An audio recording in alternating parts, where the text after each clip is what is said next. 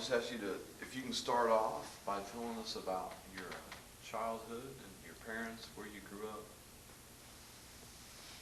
Well, I grew up for the first 3 years on a farm. And my father started out being a farmer, but in the teens someplace, and I don't have an exact year, they formed a nonpartisan league party in North Dakota. And in 1920, they wanted to run a complete county office, run somebody for every office in the county. And a gentleman by the name of A.C. Townley came out to the farm to see my father and asked him to run for county clerk of county and district court. And he said, now you don't have to worry, you just go on farming. We'll get your petition signed, we'll pay the filing fee, and all we have to do is use your name. Well, he did lose the primary, but he was elected in the fall. And the banker had told him that he couldn't run for office because he was a farmer, and the bank had the mortgage on the farm. But anyway, by accident, he got elected and ended up serving in Benson County, North Dakota, 44 years. First as clerk of court, then as county auditor, and then as county judge. And the county, well, I guess I'm getting a little ahead of my story. In the fall of 1923, the bank told my father that if he sold the crop in the bank's name, they'd extend the mortgage on the farm. Well, those were the days that you shook hands. You didn't write anything down, which was a mistake, of course. He sold the crop in the bank's name, and the bank foreclosed. So he was out of the farming business. But he'd been in office 3 years, and so he moved to town and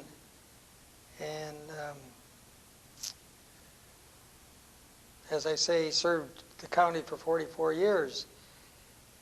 And the reason I think that he could stay elected all those years, he ran every 2 years, of course, was that he worked for farmers, farm organizations, his entire life, and felt that the farmer was the low man on the totem pole and he needed all the help he could get. And in the early days, my dad in the spring of 1926 bought a 1924 Ford.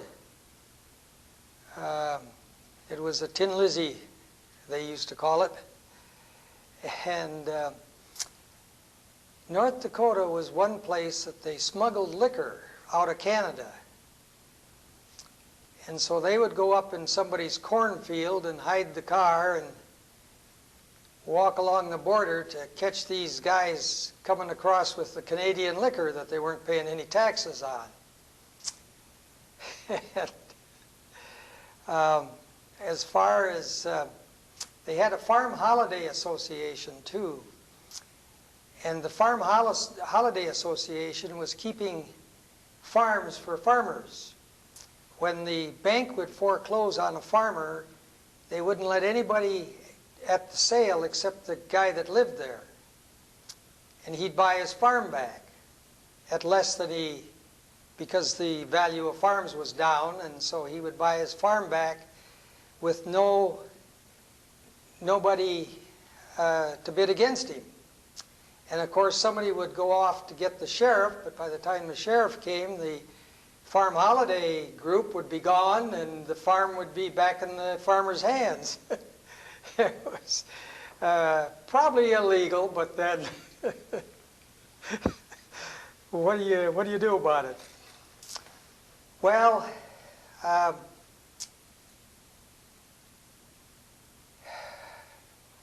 as I say, we moved to town then in 1923 when I was 3 years old. My oldest sister was born on the farm, and my second sister was born on the farm. I was born in 1920 in the hospital in Devil's Lake, and the reason was, where my sisters were born at home, the doctor said that my mother wouldn't be able to get my father out of the field in time to ride a horse the 7 miles to his his office to get and bring him back to get my mother to, or get the doctor there for my mother. So the doctor took my mother to the hospital in Devil's Lake, which was about, I suppose 27, 28 miles from the farm. And I was born October 1st, I say, in 1920 in the hospital in Devil's Lake. My father came over to see us, and they told him that that white lady upstairs with a white baby didn't have an Indian as a father. Well, my father wasn't an Indian, but he had been out working in the fields for several months and was as brown as an Indian.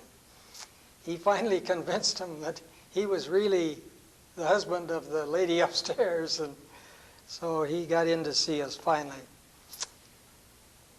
Well, and then I had one other sister that was born at home in Minnewacan, North Dakota. That was a long answer to your question. That was my beginning. Okay. And where did you enlist, and what were you doing? Well, I was working for, I think they called it the Army Ordnance, in the summer of 1942. It was after Pearl Harbor had been attacked. And my father wanted me to finish college, and he said he could keep me out of the Army that long. Well, I didn't want to be kept out of the Army that long. All my friends were gone, and I was, as I say, working down in South Dakota, building ammunition dumps. They would take a hill away and dig a hole and put a vault down there, and then put the hill back, and they'd have a place for ammunition to store. And theoretically anyway, the hill wouldn't look any different from the air than it did before we started. And while I was there, the Alcan Highway contacted me and wanted me to work on the Alcan Highway, but I had to agree to work until the war was over.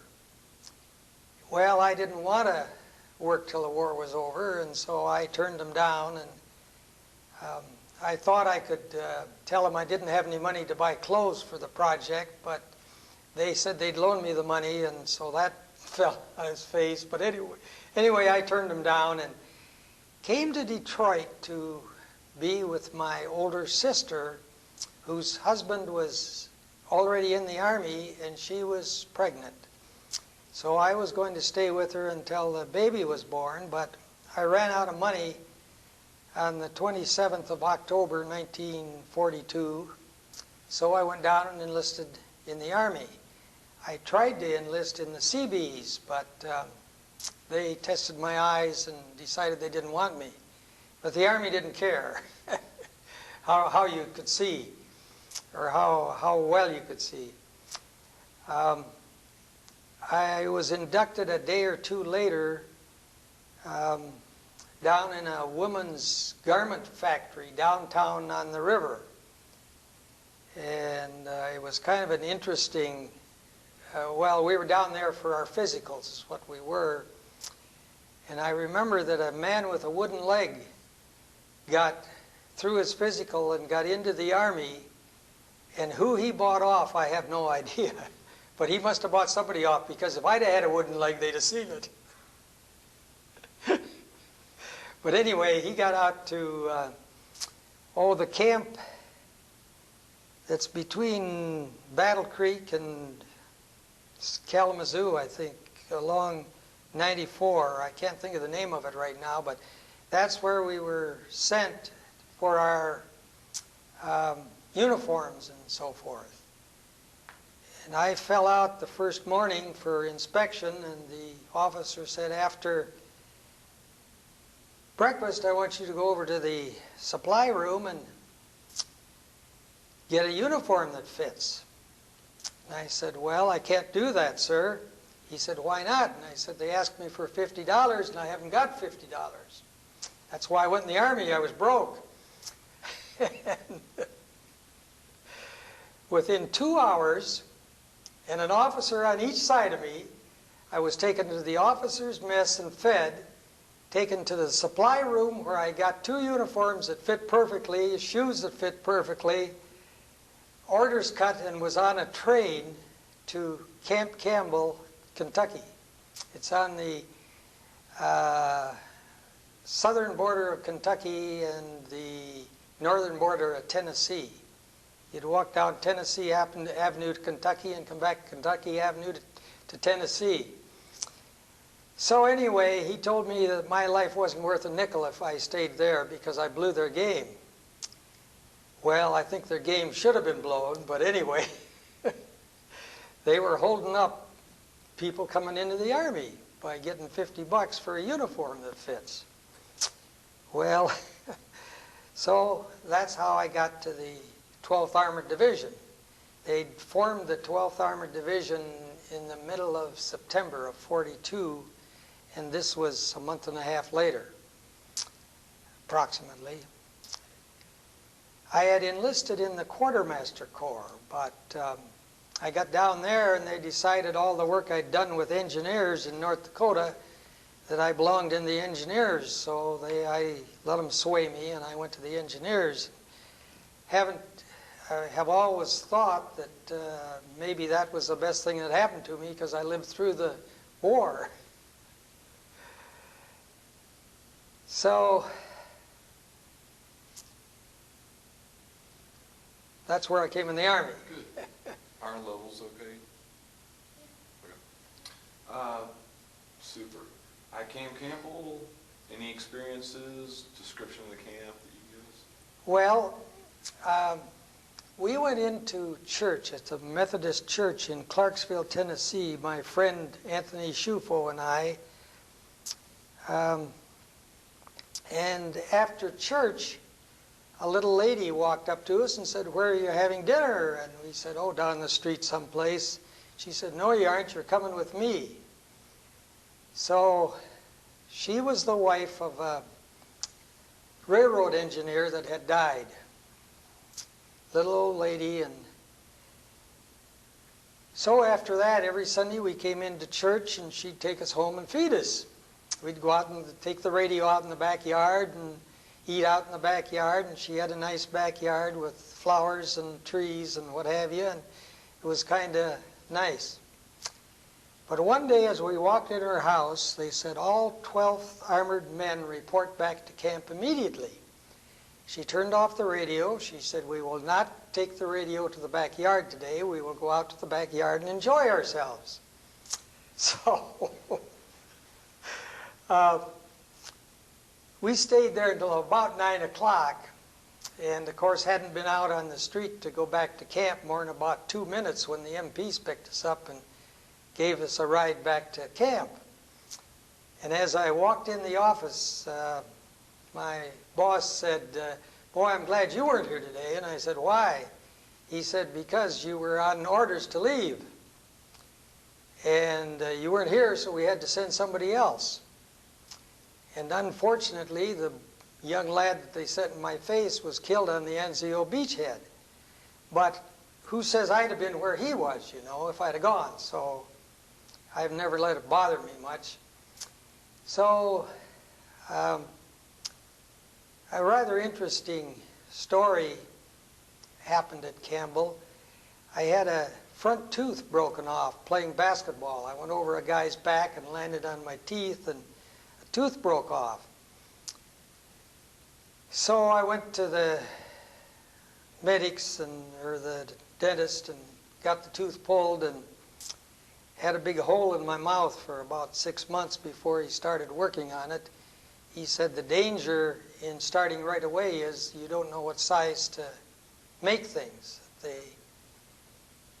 shrink or grow or spread or do something, and so you wait about 6 months and then you can have a better shot at it. Well, he worked on that tooth probably another 6 months, and he'd work a half hour, and then we'd go down to the Red Cross and have coffee and donuts, and then we'd go to lunch, and a week later he'd work on it again for a half hour. Well, the day he put the tooth on a gold frame and hooked it to a tooth beside it, and it's still in my mouth. Well, actually it broke once, and after 35 or 40 years in my mouth, and the dentist happened to have some of the old equipment, and he repaired it. But the danger in doing that is that if they leave the gold very thick, your tongue hits it and it changes your speech. And the dentist couldn't understand how he could make that gold so thin. You hold it up to the light and you could see light through it. It was that thin. And the day he put it in my mouth, he asked me if I wanted it cemented in or I wanted to be able to take it out, and I said, well, I didn't want to be able to take it out, so cemented it. He had no more than gotten that tooth in my mouth. Then the general came in and pounded the table and said, what happened to the gold I had on the top shelf for my wife? He said, close your mouth and never open it.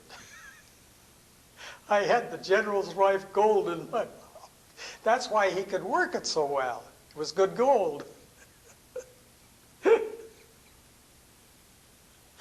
So anyway, it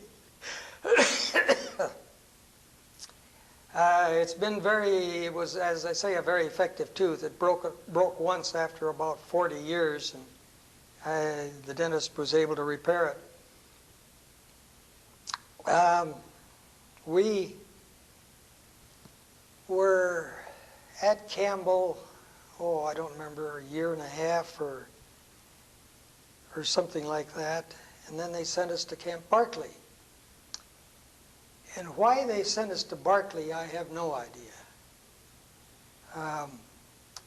We'd clean the barracks Friday night for Saturday inspection.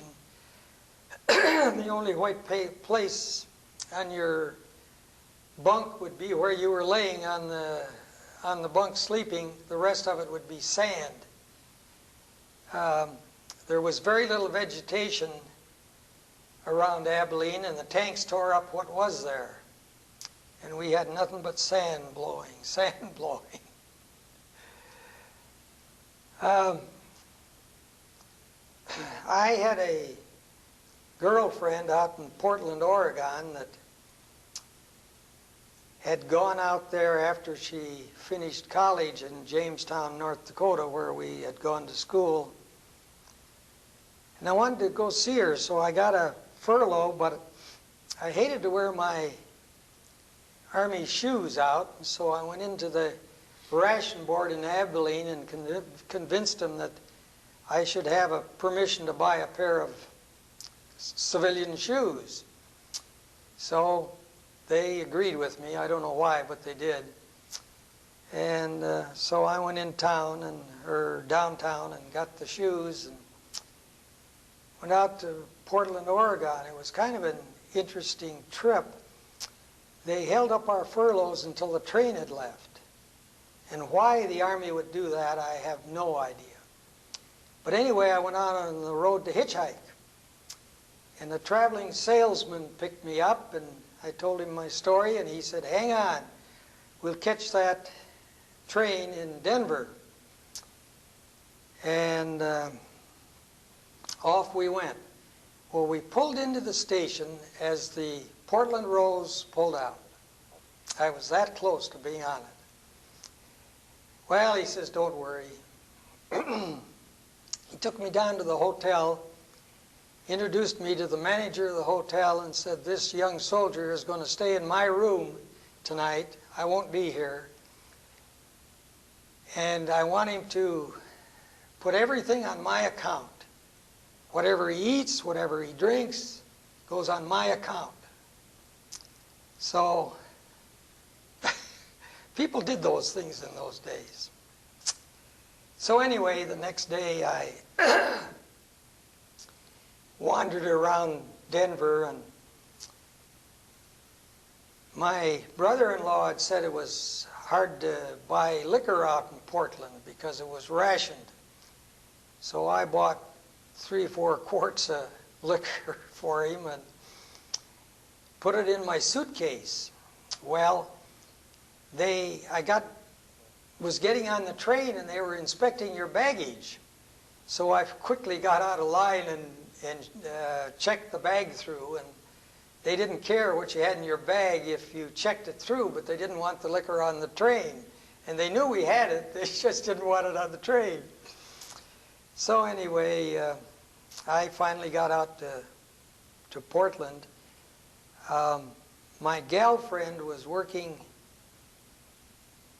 well, she had a chemistry degree from Jamestown College, and she was working for a man that tested oil tanks, or tanks of oil, for various reasons. Maybe it was for roads, and maybe it was for something else. I don't know what it was completely. But she used to say he'd come back wet. And, well, he tested drugs too. Grab a handful of vitamin C and swallow them, and that kept him healthy. And I don't know if I've found out that vitamin C is that important, but anyway, that's what he used to do. So I hadn't been there more than a couple of days when I got a message to come back to camp. The division was on alert. And I stayed 2 or 3 more days and decided I better get back to camp, and walked in, and they said, what are you doing here? And I said, well, you told me I better come back. And they said, you didn't get the second wire? Nope, I didn't get the second wire. They wired me that the alert was off, so stay for my furlough. Well, I didn't get the second wire, so I was back in camp. But anyway,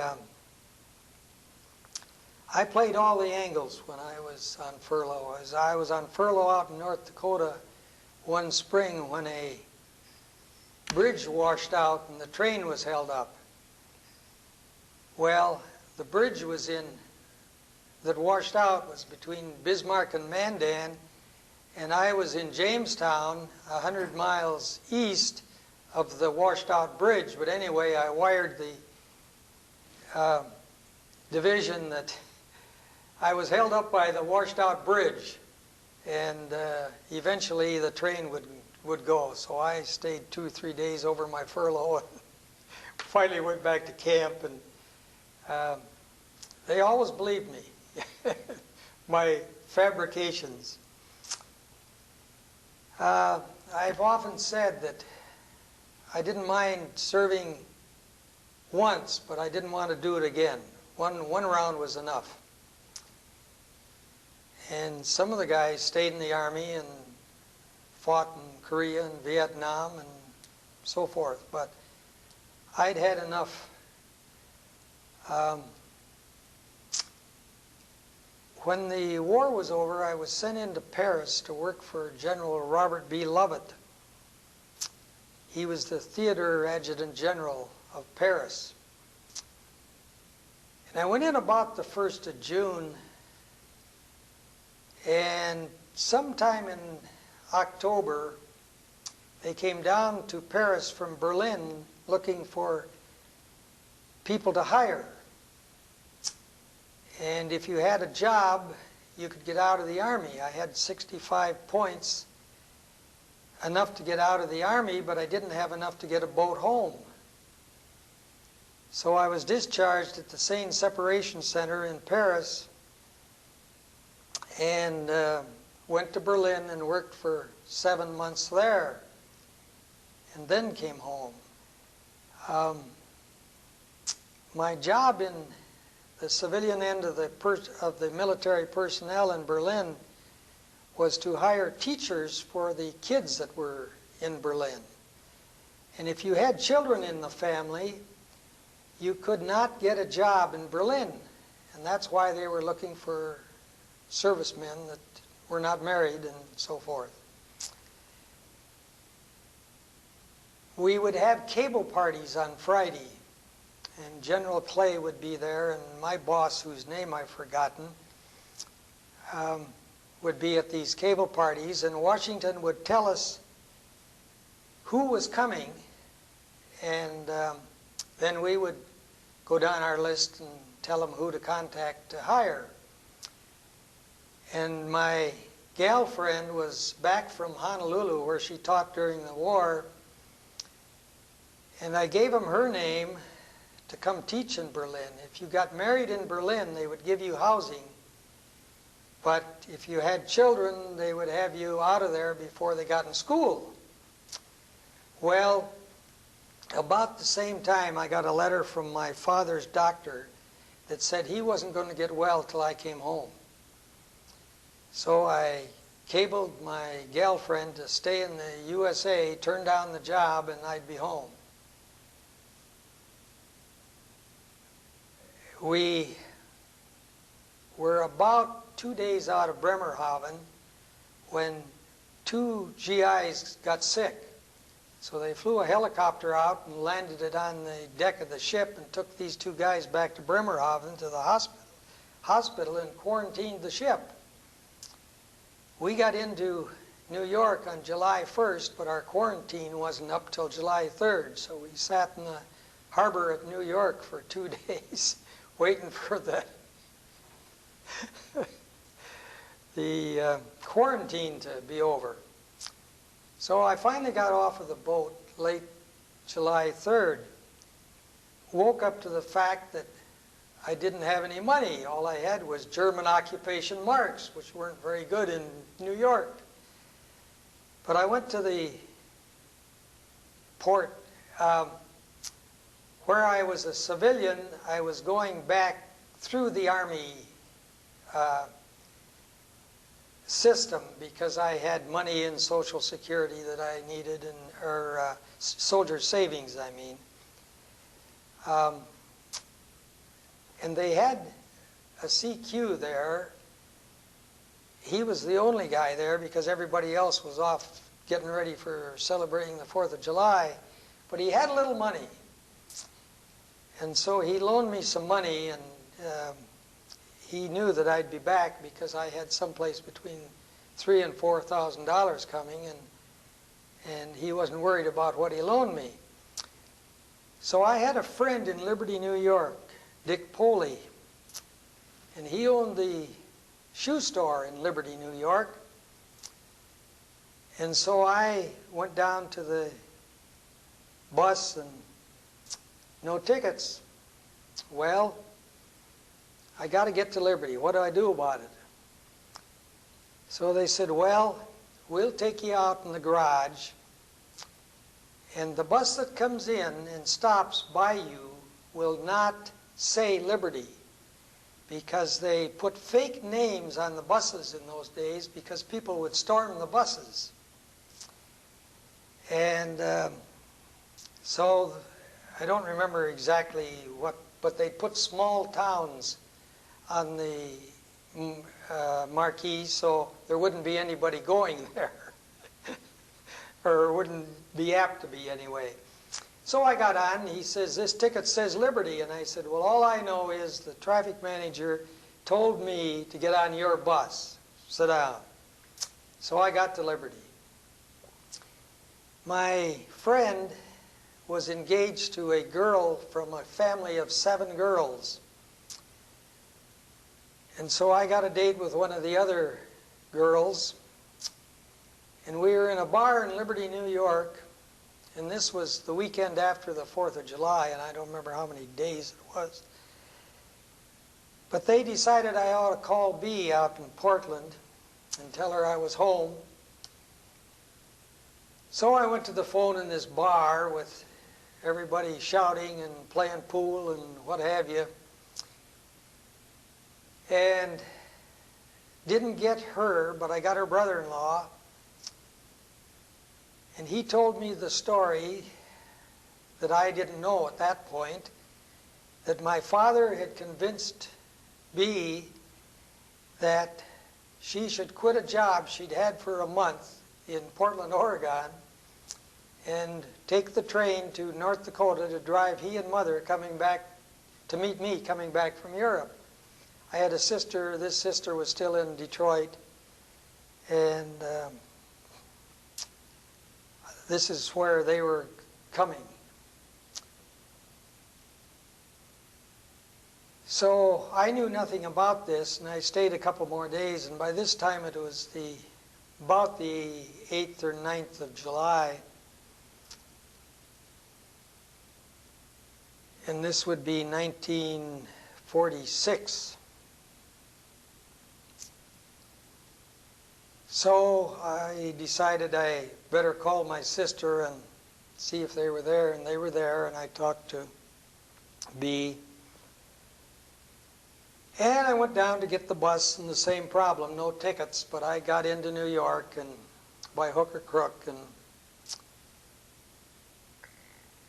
got back to the port of embarkation and paid off the guy that loaned me some money and got the rest of my money, and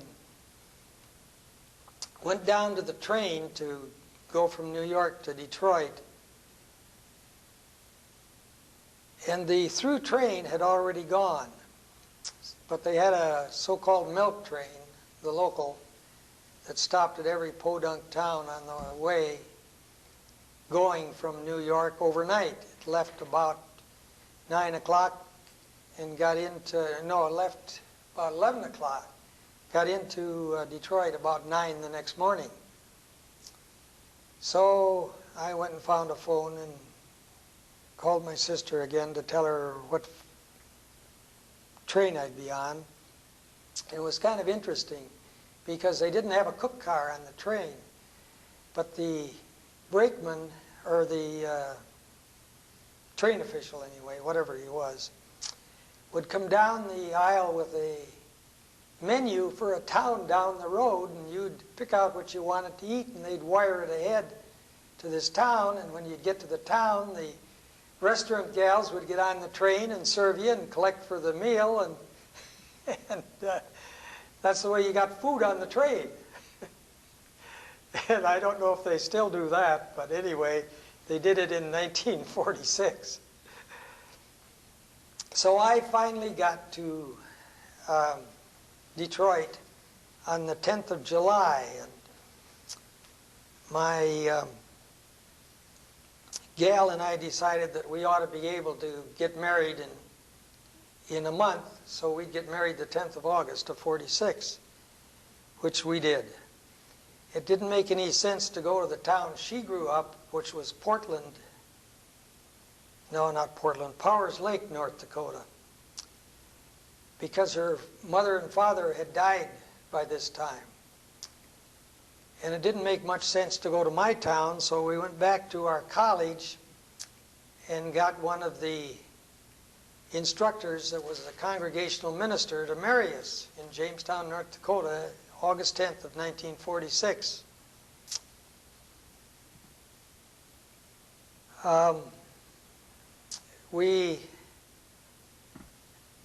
As I say, Bea's parents had both died, and they had her mother's dishes and linens and things stored in Powers Lake. And we went up there to take this stuff with us out to Portland, where Bea and her sister split it up. Um, Stayed, I don't know how long, but anyway, eventually came back, and I went back and finished school at Jamestown College. The University of Detroit was advertising that if you were a veteran, they'd find room for you at their school.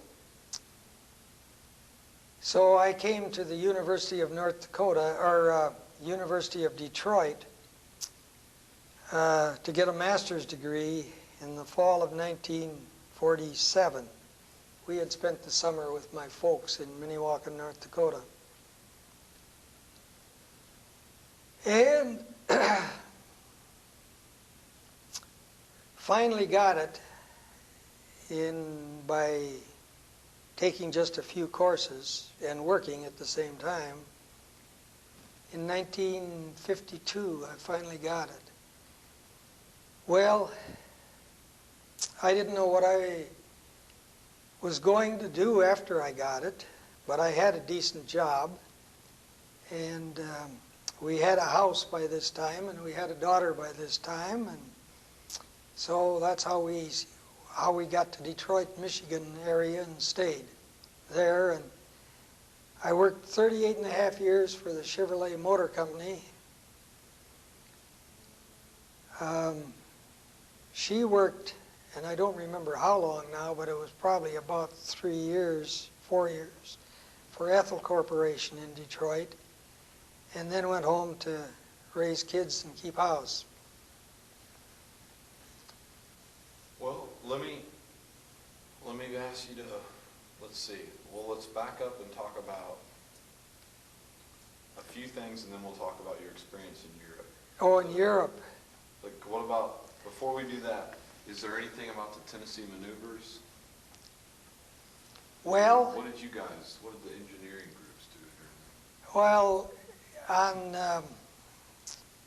maneuvers, I had kind of an interesting experience. We would have tactical problems that, and fake battles. And somehow I ended up in the half track that was getting these messages from, I don't remember where the messages were coming from, but anyway, I accidentally found the code of these messages, and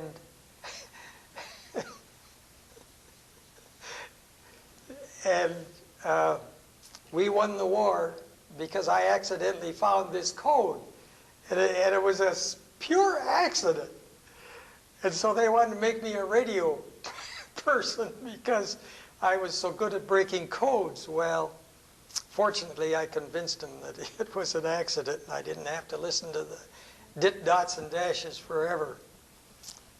I grew up having pneumonia.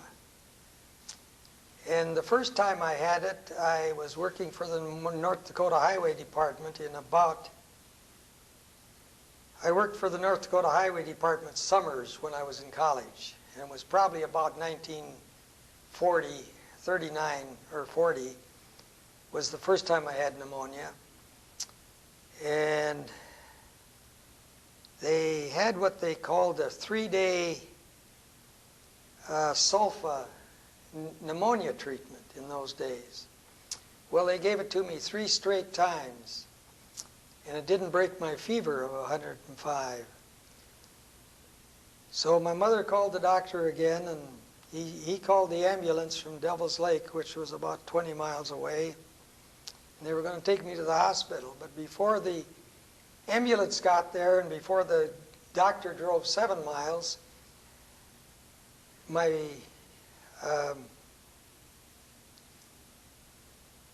what's the word I want? My temperature broke.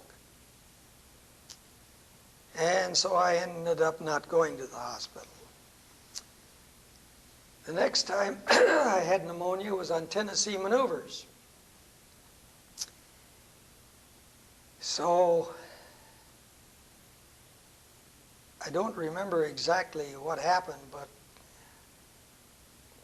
they put me in something, and I don't remember what we had in those days.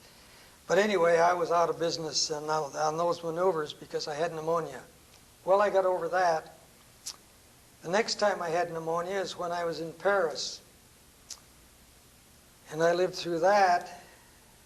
And the fourth time I had pneumonia, I was working for Chevrolet. And I'd feel good, so I'd go into work, and then I'd be sick. And that lasted 6 weeks. And when I finally thought I was well enough to go to work, I went in and the boss said, "Sit down in my office. And if you're still there at noon, you can go out and go to work." So I made it that time. And my doctor told me if I wanted to live, stop having pneumonia. So I stopped having pneumonia. Okay. And, so let's see, we talked about Camp Barkley. If you can talk maybe the train ride up to Shanks and then on from there. Well, you know, I don't even remember the train ride to Barkley. I was glad we were going west and not east, because if we're going to Barkley, that means we're going to do some more training before we go overseas, which I was kind of happy about. I wasn't really looking forward to going overseas. It must have been in the fall of '44 that we went to Barkley. And as I said, Barkley was nothing but sand. We had it in our mouth, in our ears.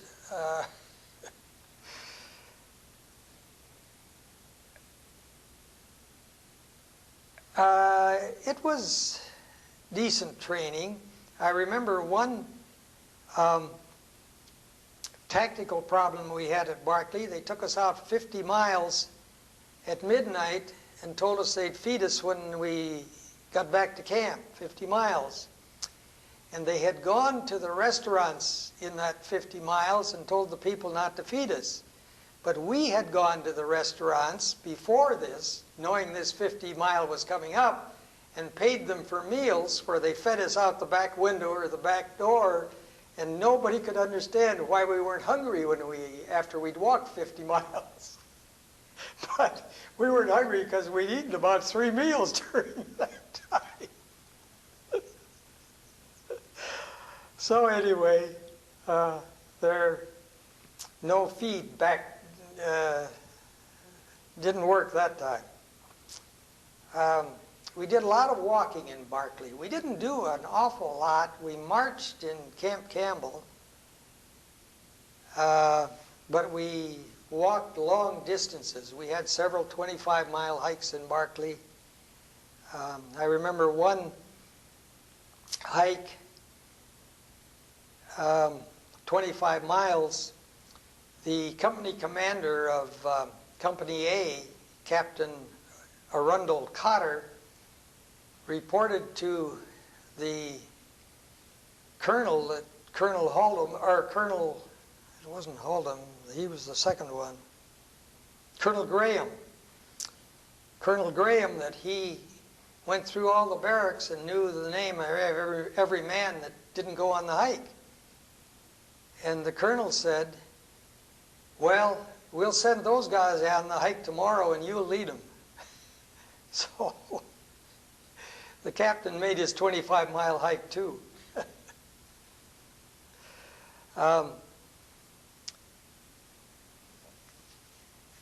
Down in Barkley, I was on orders to be transferred to battalion headquarters. And the reason they wanted me in battalion headquarters was that they shook out their cards and I came out as a stenographer. Well, I wasn't a stenographer, but I had the rating in the engineers because we didn't have a stenographer, and so they gave me the rating.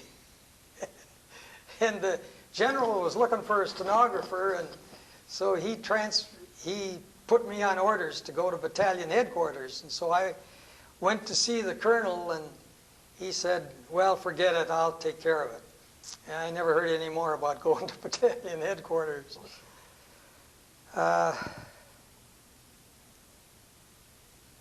When we went from Barclay to Camp Shanks, New York, it was a long train ride. I don't remember exactly how long, but I do remember we had a couple of guys on our train that could see their house when we would stop. First, we'd stop, get on the sidetrack every time a supply train would come along or something like that.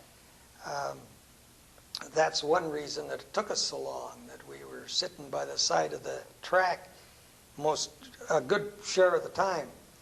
These guys could see their house, but they didn't dare get off the train for fear the train would leave.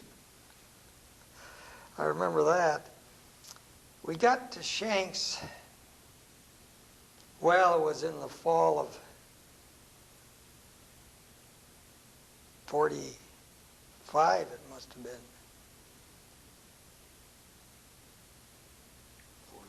44, fall of 44. I guess it was fall of 44. We weren't there long, but we went to a lot of training films, and I was fortunate enough to be on a Navy ship. Don't remember the name of it. Tasker H. Bliss. I don't remember if that was coming or going. But anyway, on a Navy ship, you got 3 meals a day, but on the Army ships, you only got 2 meals a day. So we were fortunate. Now, lunch was probably a bowl of soup and an apple or an orange, but anyway, it was something to do. Time on board ship is pretty long. The Germans chased us from New York to Africa, the submarines. And we sunk so many submarines that they never had a U-boat drive after we went over. But they blew me out of bed one night, and I got a bad right shoulder because that's where I landed. They were dropping so-called ash cans, but the depth charges at these submarines. We got into England several days late because we'd gone by the way of Africa. And they took us to a tent city, the name of which I have forgotten. But I had one of the best meals I'd ever had in the Army. We had steak and all the trimmings. And after they fed us, they wanted to know when we wanted to be dropped. We were in a paratrooper camp, but we weren't paratroopers. So anyway, a day or two later, they sent us to Tidworth Barracks, which is outside of Salisbury, England. There were 27 of us in a room there, and we had a little bucket of coal about like that to keep warm every day, and we didn't keep very warm. So the English had a warehouse full of wool blankets at Tidworth, and it was a long, narrow building with no windows in it. And so when we timed the guards to be at the ends of the building, and then we would go in and get some wool blankets, and then we would time when they'd be on the ends again, and it all worked. We were fortunate they were walking the same speed. And I went over to Europe with 3 English wool blankets sewn inside of my sleeping bag, so I didn't freeze.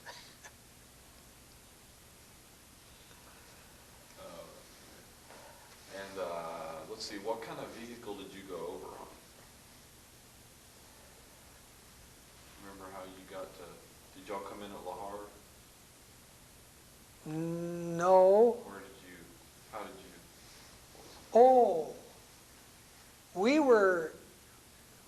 Patton called us Johnny-come-latelys.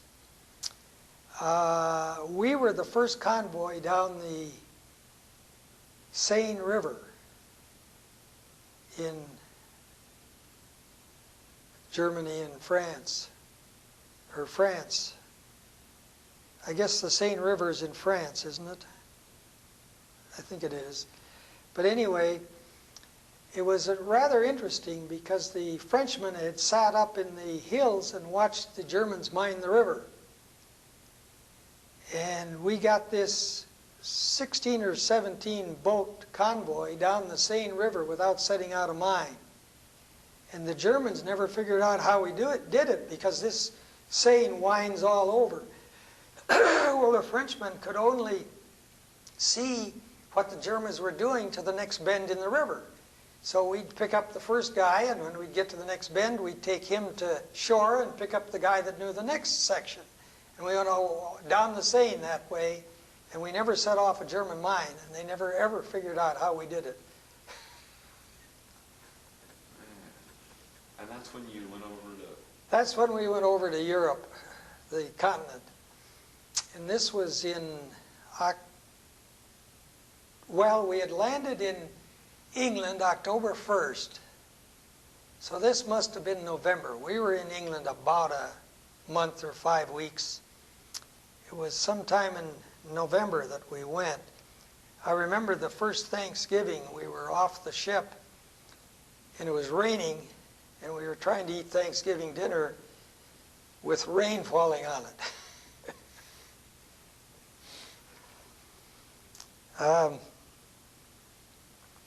As I say, they assigned us to Patton, and he didn't want us because Patton had been coming up from Africa.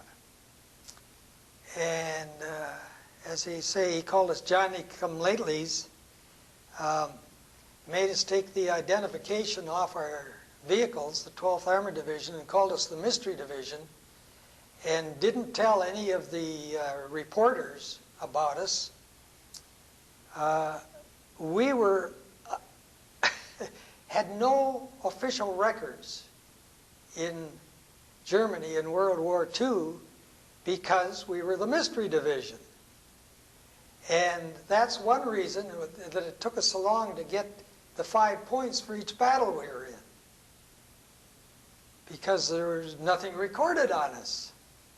We had to do this, make all this record after the war. And Blood and Guts Patton, he was killed after the war in a traffic accident in Germany. And it was rather ironic after he'd come all the way from Africa to Berlin and then be killed there in a traffic accident.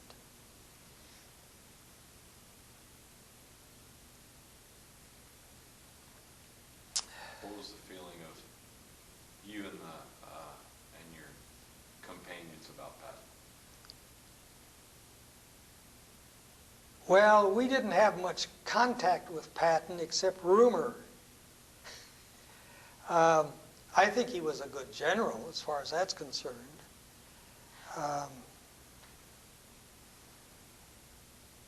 Some people thought that he didn't care much for his people. He didn't care whether they got shot or lived. I don't really know that. I wasn't that close to him. There were lots of rumors about him, however. During the Battle of the Bulge, which was about Christmas time of 44,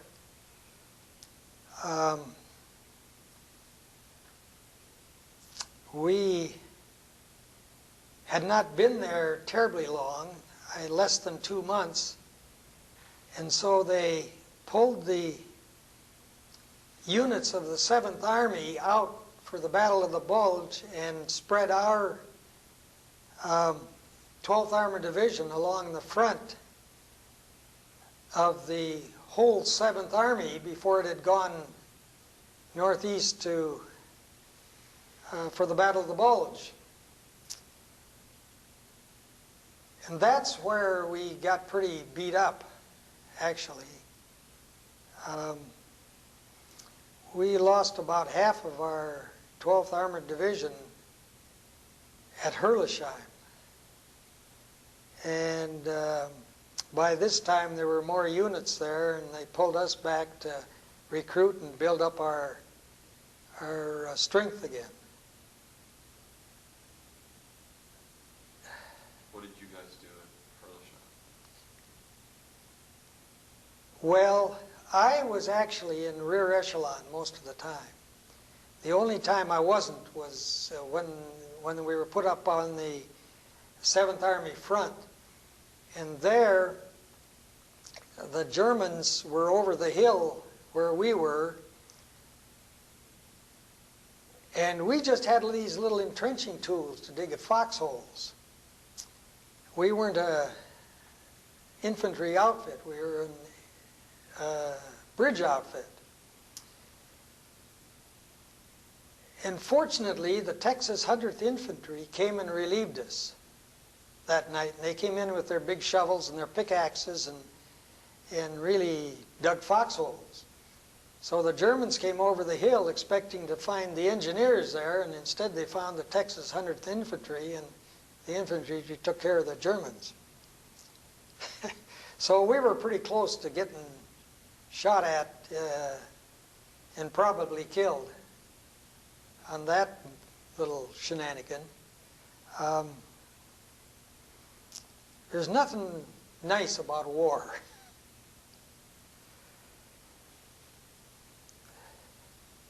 I remember one night we billeted in a factory in Germany. There was a table in this factory, and I was one of the first ones in, and so I got the table. But I found out later the table was marble.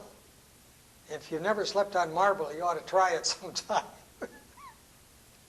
Cold, I about froze to death. But there wasn't anybody in my way. Well, where did you guys, did you help on the building of bridges, or were you? No, as I say, I was in rear echelon. Actually, what I was doing was keeping the officers' records. And so they took pretty good care of me, because all you had to do is reverse a couple of letters in their name and they wouldn't get paid that month. I see. So they treated you pretty well. Yeah, they treated me pretty well. Let's see. What did you, so what exact, could you just kind of, did you know any, do you have any information about officers or any knowledge you gained while there? Well, as I say, Colonel Graham was a real gentleman. He was from the University of Oregon,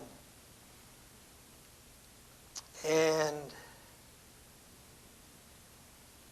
his father had built, what's one of those big deals out west? Can't think of the name of it. Well, anyway, yeah, the dam.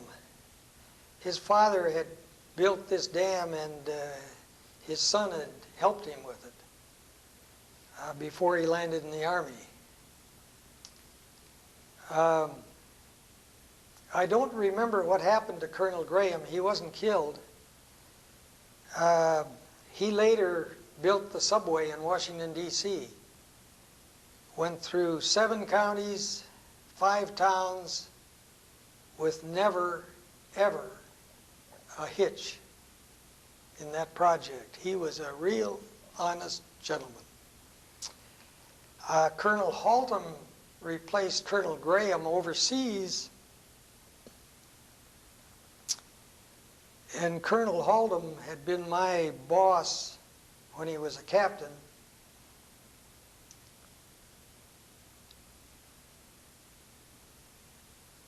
But we had we had a Captain Macy from New York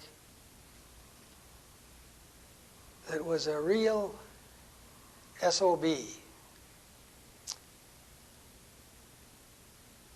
And he chewed me out one day about, we were told to use in correspondence all Army abbreviations. And the Army abbreviations for bulletin is bull. So I put out bull number such and such, and he chewed me out royally. I should know better than to use an abbreviation on bulletin. I said, you told me to use all Army abbreviations. So I did. And we had quite a row, and after Captain Macy, walked away, the colonel called me and wanted to know what happened. And I told him, and he says, well, don't worry. We're going to send him to Armored Forces School and transfer him after he gets there. So we didn't have Captain Macy's problems anymore. Interesting. Most of our officers were real gentlemen. They were good trainers. They were good fighters. As I say, Cotter was probably, of Company A, was probably as bad as any officer in training, but he was one of the best officers in combat. Who are your buddies? All dead.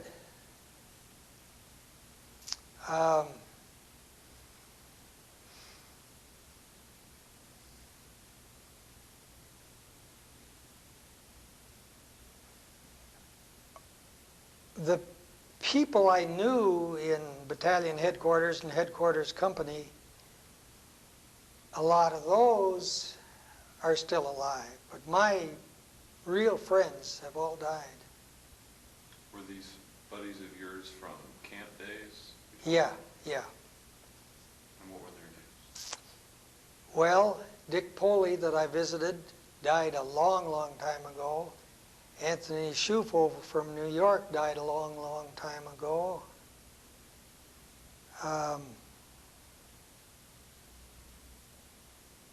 There was a guy by the name of Dick Murray that I ran around with some, and I don't remember where he was from, but he died a long time ago.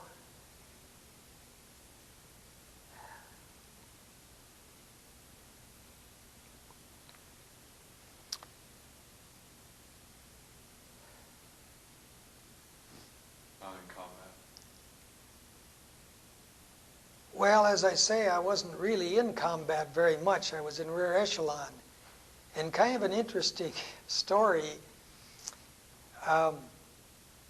the lieutenant colonel that ran rear echelon was a finance man. And that's why he had the job he had, I guess. He was running, we turned all the payrolls into him and stuff like that. But he had it in for the engineers, and I never knew why. And he got us out one night at midnight to unload a truck. And we weren't unloading it very long before we discovered this. What we were unloading was liquor. And the next day, they were short 23 cases of liquor. Well, we don't know, the engineers don't know what happened to the other 3 cases. But we do know what happened to the 20. There were German bottles, corks, and wax in this house we were living in. So we put all the liquor in German bottles, corked them and waxed them, and took up the kitchen floor and put the bottles under there. Took the U.S. bottles out to the dumps and broke them after we'd taken the labels off to dry them out to burn them, and burnt the cases. And the next day, the colonel, lieutenant colonel, came to the engineers looking for his liquor. And he knew we had it, but he couldn't find it.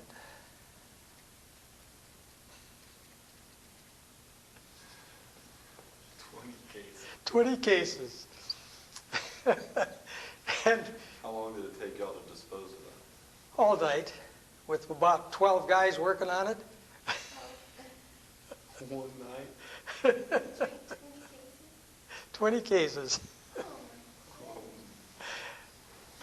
And he didn't find the other 3 cases either. I don't know who got them or what they did, but Well, what do you remember about the day the war was over? well, I remember one thing. We were in Heidenheim, Germany, I think. Heidenheim? That sounds right. We were walking down the street with one of our medics with us, and somebody shot the top of his medic cross that he had on his uniform. And fortunately missed his heart, and so he lived through it. But we reported this to our boss, and we knew where the shot came from, and so they brought tanks in and leveled the building. And the guy that did the shooting was probably long gone, but and the war was over. It had been over a day or 2 at that point. And so there were those little skirmishes. You occasionally heard of one. I had probably an hour's job a day when the war was over, and one day a month type up a payroll. We hunted in the Fuhrer's game preserve, had deer occasionally. We had a guy in our outfit who had a brother in the meat depot 50 miles down the road, and so we generally had more than our share of meat.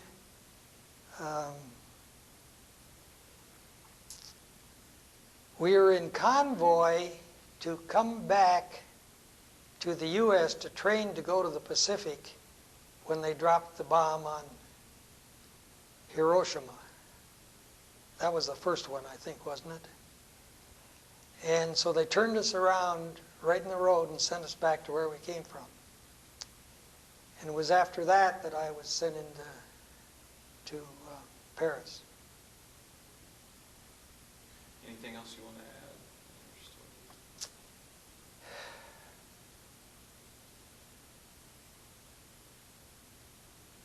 I don't think so. As I say, I spent most of the time in the rear echelon doing records.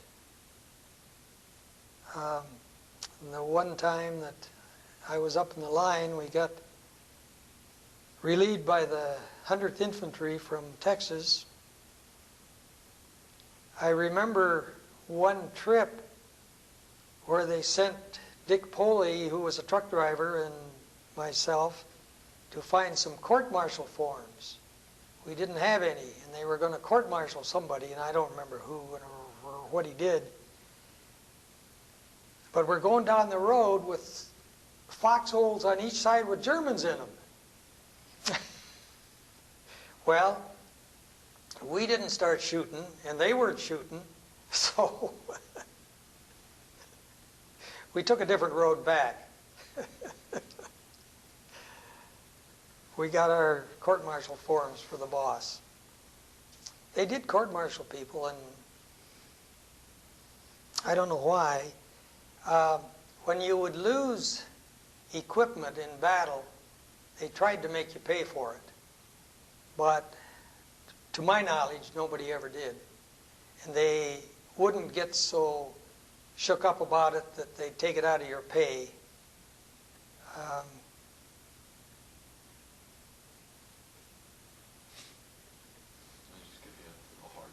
Yeah, they just give you a hard time about it. Was there anything? No, that was great. Thanks. very much. Well, you're very welcome.